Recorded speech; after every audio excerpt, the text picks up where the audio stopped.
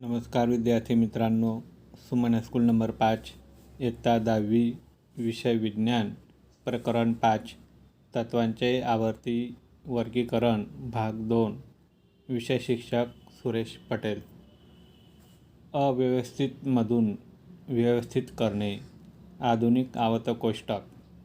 विद्यार्थी मित्रांनो, तुम्ही या अगोदर मेंडलिपचे आवर्त कोष्टक शिकले. त्याच्यामध्ये काही त्रुटी आढळून आलेल्या आहेत. मग आधुनिक आवर्त कोष्टकाची आपण माहिती पाहूया. इसवी सन 1913 हेनरी मोसलेने दर्शवले की तत्वाच्या परमाणुकीय वस्तुमानाच्या तुलनेत त्यांच्या परमाणुकीय क्रमांक जास्त आधारभूत गुणधर्म आहे. त्या अनुसार मेंडलिपच्या आवर्त कोष्टकामध्ये बदल करण्यात आला आहे आणि परमाणुकीय क्रमांकाला आधुनिक आवर्त कोष्टकाच्या आधार स्वरूपात स्वीकारण्यात आले. मग आधुनिक आवर्त कोष्टकाचे नियम रुजू करण्यात आलेला आहे. नियम पाहूया.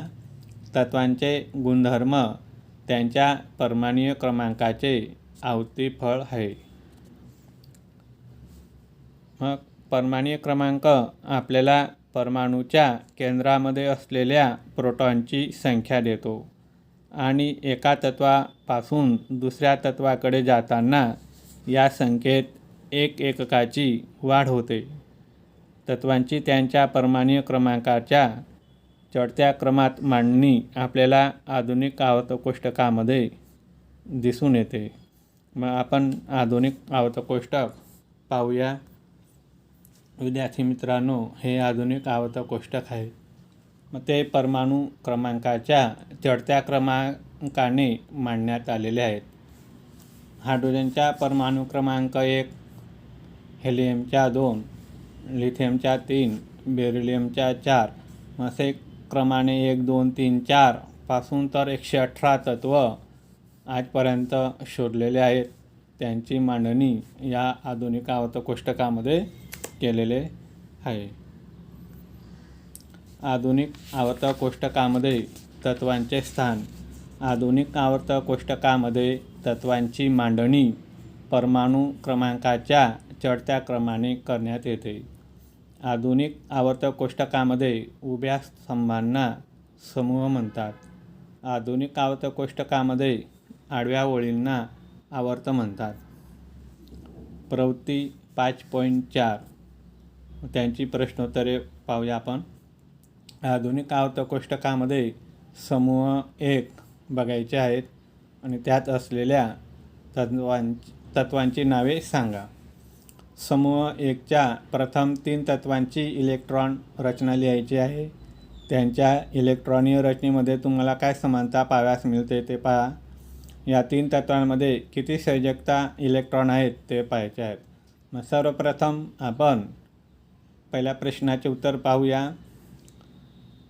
समूह 1 असणारे तत्व hydrogen, lithium, sodium, potassium, rubidium, caesium, francium हे तत्व समूह 1 आहेत. नंतर समूह 1च्या प्रथम 3 तत्वांची इलेक्ट्रॉन रचना लिहायला सांगितलेली आहे. मग त्याची 3 इलेक्ट्रॉन रचना पाहिजेत. मग पहिले 3 तत्व समूह 1 हायड्रोजन, लिथियम, सोडियम, कक्षा त्यांच्या KL, KLm इलेक्ट्रॉन रचना. मग हायड्रोजनचा परमाणु क्रमांक 1 असल्यामुळे पहिल्या कक्षेत K मध्ये 1 इलेक्ट्रॉन. लिथियमचा परमाणु क्रमांक 3 आहे. मग पहिली कक्षा K मध्ये 2 इलेक्ट्रॉन आणि उरलेला 1 इलेक्ट्रॉन L कक्षेमध्ये. म्हणून इलेक्ट्रॉन रचना लिथियमची 2, 1 अशी झाली. सोडियमचा परमाणु क्रमांक 11 आहे. मग पहिल्या कक्षेमध्ये 2 इलेक्ट्रॉन, दुसरी कक्षा L मध्ये 8 इलेक्ट्रॉन, तिसरी कक्षा M मध्ये 1 इलेक्ट्रॉन अशी सोडियमची इलेक्ट्रॉन रचना 2, 8, 1 याप्रमाणे झालेली आहे. नंतरचा दुसरा प्रश्न आहे. या तत्वांच्या बाह्यतम कक्षेत समान इलेक्ट्रॉन पाहावयास मिळतात. हे दुसऱ्या प्रश्नाचे उत्तर आपल्याला मिळालेल्या आहेत. बाह्यतम कक्षेमध्ये जर बघितलं, हायड्रोजनच्या बाह्यतम कक्षेत 1 इलेक्ट्रॉन आहेत, लिथियमच्या पण बाह्यतम कक्षेत 1 इलेक्ट्रॉन आहेत, सोडियमच्या पण बाह्यतम कक्षेमध्ये 1 इलेक्ट्रॉन आहेत. म्हणून बाह्यतम कक्षेत समान इलेक्ट्रॉन आहेत. नंतर तिसऱ्या प्रश्नाचे उत्तर पाहायचे आहेत. या 3 कक्षांमध्ये किती संयोजकता इलेक्ट्रॉन आहेत? तर आपल्याला उत्तर दिसूनच येतं आहे कोष्टकामध्ये. समूह 1च्या तत्वांमध्ये संयोजकता इलेक्ट्रॉनची संख्या 1 आहे. प्रवृत्ती 5.5 दिलेल्या प्रश्नांची उत्तरे आपल्याला लिहायची आहेत. जर तुम्ही आधुनिक आवर्त कोष्टकाचे निरीक्षण कराल तर लक्षात येईल की lithium, beryllium, boron, carbon, nitrogen, oxygen, fluorine आणि निऑन दुसऱ्या आवर्ताची तत्वे आहेत. त्यांची इलेक्ट्रॉन रचना लिहायची आहेत. या सर्व तत्वांमध्ये पण समान संख्येने संयोजकता इलेक्ट्रॉन आहेत का? त्यांच्यामध्ये कक्षांची संख्या समान आहेत का? ते पाहायचे आहेत. मग सर्वप्रथम तत्व आणि त्यांचे परमाणु क्रमांक लिहिलेले आहेत. लिथियमचे परमाणु क्रमांक 3, barium 4, boron 5, carbon 6, nitrogen 7, oxygen 8, fluorine 9, neon 10. कक्षा प्रत्येकाची 2 कक्षा आहेत, के आणि यल. इलेक्ट्रॉन रचना, लिथियम 3 परमाणु क्रमांक असल्यामुळे त्याची इलेक्ट्रॉन रचना 2-1 होईल. बेरिलियमची परमाणु क्रमांक 4 आहेत, केमध्ये 2 इलेक्ट्रॉन, यलमध्ये 2 इलेक्ट्रॉन. याप्रमाणे बेरिलियमची इलेक्ट्रॉन रचना झाली. बोरॉन 5 परमाणु क्रमांक आहेत, के कक्षेमध्ये 2 इलेक्ट्रॉन, यलमध्ये 3 इलेक्ट्रॉन. याप्रमाणे बोरॉनची इलेक्ट्रॉन रचना झाली. कार्बन 6 परमाणु क्रमांक आहेत, केमध्ये 2 इलेक्ट्रॉन, यल कक्षेमध्ये 4 इलेक्ट्रॉन. याप्रमाणे कार्बनची इलेक्ट्रॉन रचना झाली. नायट्रोजन 7, के कक्षेमध्ये 2, यल कक्षेत 5. याप्रमाणे नायट्रोजनची इलेक्ट्रॉन रचना झाली. ऑक्सिजनचा परमाणु क्रमांक 8 आहे, के कक्षेमध्ये 2 इलेक्ट्रॉन, यल कक्षेमध्ये 6 इलेक्ट्रॉन. याप्रमाणे ऑक्सिजनची इलेक्ट्रॉन रचना झाली. फ्लोरीन 9, पहिली कक्षा के, त्याच्यामध्ये 2 इलेक्ट्रॉन, यल कक्षेत 7 इलेक्ट्रॉन. याप्रमाणे फ्लोरीनची इलेक्ट्रॉन रचना झाली. निऑन 10, पहिली कक्षा केमध्ये 2 इलेक्ट्रॉन, दुसरी कक्षा यलमध्ये 8 इलेक्ट्रॉन. याप्रमाणे निऑनची इलेक्ट्रॉन झालेली आहेत. नंतरचा दुसरा प्रश्न आहे, या सर्व तत्वांमध्ये पण समान संख्येने संयोजकता इलेक्ट्रॉन आहेत का? मग त्याचे उत्तर आपल्याला नाही मिळणार, कारण की प्रत्येक बाह्यतम कक्षेमध्ये तत्वांची जर बघितली तर आपल्याला वेगवेगळे इलेक्ट्रॉन पाहावयास मिळतात. म्हणून त्यांच्या बाह्यतम कक्षेमध्ये समान इलेक्ट्रॉन नाहीत, म्हणून त्यांची संयोजकतासुद्धा समान नाही. नंतरच्या शेवटच्या प्रश्नाचे उत्तर आहे, या सर्व तत्वांमध्ये कक्षांची संख्या समान आहेत. प्रत्येक तत्वांची कक्षा जर बघितली 2च आहेत, ती म्हणजे के आणि यल. हे 2 कक्षा आपल्याला समान दिसून येतात. आधुनिक आवर्त कोष्टकाकडे कळ. संयोजकता, तत्वांची संयोजकता त्याच्या परमाणूच्या बाह्यतम कक्षेमध्ये असलेल्या संयोजकता इलेक्ट्रॉनच्या संख्येद्वारे नक्की होते. प्रवृत्ती 5.6चे प्रश्नोत्तरे पाहूया. कोणत्याही तत्वाच्या इलेक्ट्रॉनीय रचनेच्या आधारे तुम्ही त्याची संयोजकता कशा प्रकारे नक्की कराल? समूह 1, 2, 13 आणि 14 साठी संयोजकताचे मूल्य बाह्यतम कक्षेत असलेल्या इलेक्ट्रॉनच्या संख्येइतके असते. परंतु समूह 15, 16, 17 आणि 18 साठी संयोजकतेचे मूल्य 8 मधून बाह्यतम कक्षेमध्ये असलेल्या इलेक्ट्रॉनची संख्या वजा करून मिळवलेल्या मूल्याइतकी असते. दुसरा प्रश्न आहे, परमाणुय क्रमांक 12 असलेले मॅग्नेशियम आणि परमाणुय क्रमांक 16 असलेल्या सल्फरची संयोजकता किती आहे? त्याचे उत्तर बघूया. परमाणुय क्रमांक 12 असलेले मॅग्नेशियम तत्वाची इलेक्ट्रॉन रचना. कक्षा KLM. K कक्षेमध्ये 2 electron, L कक्षेमध्ये 8 electron आणि M कक्षेमध्ये 2 इलेक्ट्रॉन. मग बाह्यतम कक्षेमध्ये 2 इलेक्ट्रॉन आहेत, म्हणजे M कक्षेत 2 इलेक्ट्रॉन आहेत, म्हणून मॅग्नेशियमची संयोजकता 2 झाली. परमाणुय क्रमांक 16 असलेले सल्फर S तत्वाची इलेक्ट्रॉन रचना. KLM अशी सल्फरची 3 इलेक्ट्रॉन कक्षा होतात. पहिल्या कक्षेमध्ये 2 इलेक्ट्रॉन, दुसऱ्या कक्षेमध्ये 8 इलेक्ट्रॉन, तिसऱ्या कक्षेमध्ये 6 इलेक्ट्रॉन. मग बाह्यतम कक्षेत M मध्ये 6 इलेक्ट्रॉन आहेत, म्हणून सल्फरची संयोजकता मिळवण्यासाठी बाह्यतम कक्षेचे 6 इलेक्ट्रॉन आपल्याला 8मधून वजा करावे लागेल. 8 वजा 6 बरोबर 2, म्हणजे सल्फरची संयोजकता 2 आली. आवर्तामध्ये डावीकडून उजवीकडे जाताना संयोजकता कशा प्रकारे बदलते? आवर्तामध्ये डावीकडून उजवीकडे जाताना संयोजकता सुरुवातीला वाढते, नंतर कमी होते. आवर्तामध्ये डावीकडून उजवीकडे जाताना संयोजकता आधी 1 ते 4 आणि नंतर 4 ते 0 होते. समूहामध्ये वरून खाली येताना संयोजकता कशा प्रकारे बदलते?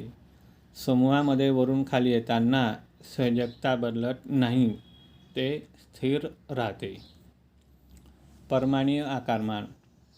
परमाणुय आकारमान हा शब्द परमाणूच्या त्रिज्येचा उल्लेख करतो.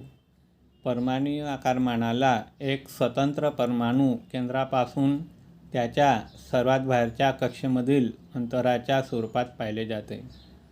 हायड्रोजन परमाणूची परमाणुय त्रिज्या 37 पिकोमीटर आहे. 1 पिकोमीटर बरोबर 10⁻12 मीटर. आवर्तामध्ये डावीकडून उजवीकडे जाताना परमाणुय त्रिज्या कमी होते. केंद्रीय धनविजभार वाढल्यामुळे इलेक्ट्रॉन केंद्राकडे अधिक प्रमाणात ओढले जातात, त्यामुळे परमाणुय आकारमान कमी होत जाते. प्रवृत्ती 5.7. मग पहिला जो प्रश्न आहे तो पाहायचे आहेत आणि त्यानुसार आपण उत्तरे बघूया. दुसऱ्या आवर्तामधील तत्वांची परमाणुय त्रिज्या खाली दिलेली आहेत. बोरॉनची परमाणुय त्रिज्या 88, barium 111, oxygen 66, nitrogen 74, lithium 152, carbon 77. मग त्यांना त्यांच्या परमाणुय त्रिज्येच्या उतरत्या क्रमाने मांडणी करायची आहे. आता उतरत्या क्रमाने मांडणी करायची असल्यामुळे मग सर्वात मोठा परमाणुय त्रिज्या आपल्याला घ्यावं लागेल. मग लिथियमच्या सर्वात मोठी परमाणुय त्रिज्या 152 असल्यामुळे सर्वप्रथम लिथियम 152 येईल. त्यानंतर बेरिलियम 111, बोरॉनची परमाणुय त्रिज्या 88 पिकोमीटर, कार्बनची 77 पिकोमीटर, नायट्रोजन 74 पिकोमीटर, नंतर ऑक्सिजन 66 पिकोमीटर. असे आपण आवर्त 2 मधील तत्वांची उतरत्या क्रमाने मांडणी केलेली आहे. नंतरचा दुसरा प्रश्न आहे, ही तत्वे आवर्त कोष्टकामध्ये दिलेल्या आवर्ताच्या नमुन्याप्रमाणे मांडली आहेत का? त्याचे उत्तर बघूया. ही तत्वे आवर्त कोष्टकामध्ये दुसऱ्या आवर्ताच्या नमुन्याप्रमाणे मांडलेली आहे. नंतरचा प्रश्न आहे, कोणत्या तत्वाचा सर्वात मोठा परमाणू आणि सर्वात लहान परमाणू आहेत? सर्वात मोठा परमाणू असलेला तत्व लिथियम आहे, कारण की त्याची परमाणुय त्रिज्या 152 पिकोमीटर आहे. आणि सर्वात लहान परमाणू असलेला तत्व ऑक्सिजन आहे, कारण की त्याची परमाणुय त्रिज्या 66 पिकोमीटर आहे. शेवटचा प्रश्न आहे, आवर्तामध्ये डावीकडून उजवीकडे जातात तेव्हा परमाणुय त्रिज्येमध्ये कशा रीतीने बदल होतो? त्याचे उत्तर बघूया. आवर्तामध्ये डावीकडून उजवीकडे जाताना परमाणु त्रिज्या कमी होत जाते. प्रवृत्ती 5.8 खाली दिलेल्या प्रथम समूहाच्या तत्वांच्या परमाणु त्रिज्येच्या बदलाचा अभ्यास करा आणि त्यांना चढत्या क्रमाने मांडणी करायची आहे. समूह 1 ची तत्वे: sodium 186 picometre, lithium 152 picometre, Rb 244 picometre, Cs 262 picometre, potassium K 231 picometre. वरीलपैकी सर्वात मोठा आणि सर्वात लहान परमाणू असणारी तत्वे कोणती? नंतरचा प्रश्न: एका समूहामध्ये वरून खाली जाताना परमाणुीय आकारमानात कशा रीतीने बदल होतो? त्यांचे क्रमाने उत्तर पाहूया. पहिलं, समूह 1 च्या तत्वांची परमाणुीय त्रिज्येच्या चढत्या क्रमाने मांडणी करायची आहे. मग चढत्या क्रमाने मांडणी करायची असल्यामुळे सर्वात प्रथम लहान परमाणुीय त्रिज्या असलेले तत्व घ्यायचे. मग सर्वात लहान 152 पिकोमीटर असल्यामुळे मग तत्व लिथियम येईल, Li.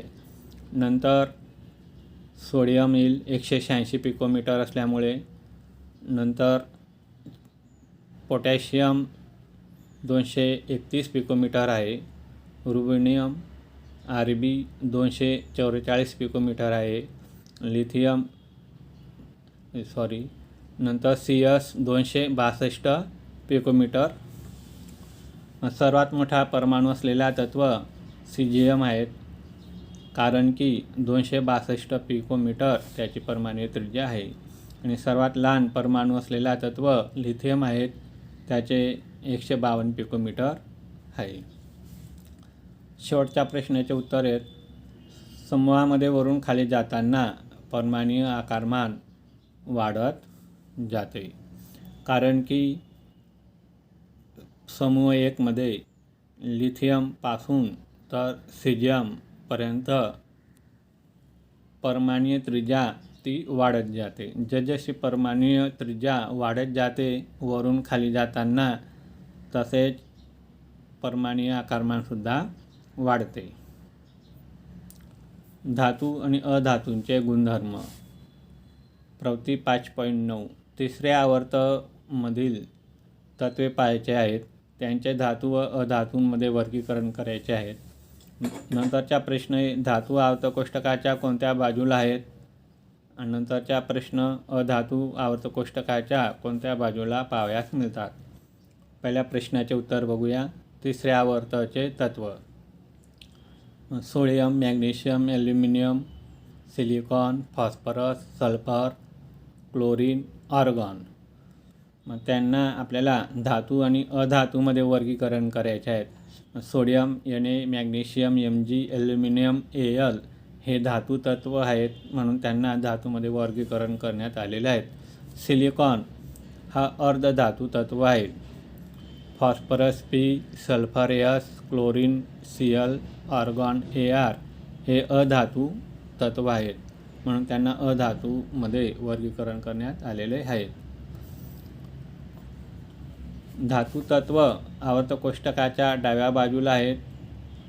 नंतर अधातू तत्व आवर्तकोष्टकाच्या उजव्या बाजूला आहेत. प्रवृत्ती 5.10 तुमच्या मतानुसार समूहामध्ये इलेक्ट्रॉन गमावण्याची वृत्ती कशा रीतीने बदलते? नंतरचा प्रश्न: आवर्तामध्ये ही वृत्ती कशा रीतीने बदलते? मग उत्तरे बघूया. समूहामध्ये वरून खाली जाताना इलेक्ट्रॉन गमावण्याची वृत्ती वाढते. दुसऱ्या प्रश्नाचे उत्तर आहे: आवर्तामध्ये डावीकडून उजवीकडे जाताना इलेक्ट्रॉन गमावण्याची वृत्ती कमी होते. प्रवृत्ती 5.11 ची उत्तरे बघूया. प्रश्नांची उत्तरे. सर्वप्रथम प्रश्न: आवर्तामध्ये डावीकडून उजवीकडे जाताना इलेक्ट्रॉन स्वीकारण्याची वृत्ती कशा रीतीने बदलते? आवर्तामध्ये डावीकडून उजवीकडे जाताना इलेक्ट्रॉन स्वीकारण्याची वृत्ती वाढते. नंतरचा प्रश्न आहे: समूहामध्ये खाली जाताना इलेक्ट्रॉन स्वीकारण्याची वृत्ती कशा रीतीने बदलते? समूहामध्ये खाली जाताना इलेक्ट्रॉन स्वीकारण्याची वृत्ती कमी होते. स्वाध्याय. विद्यार्थी मित्रांनो, दिलेले जे प्रश्न आहेत त्या प्रश्नांची उत्तरे सांगितल्यानुसार मुद्देसूद उत्तरे लिहायची आहेत.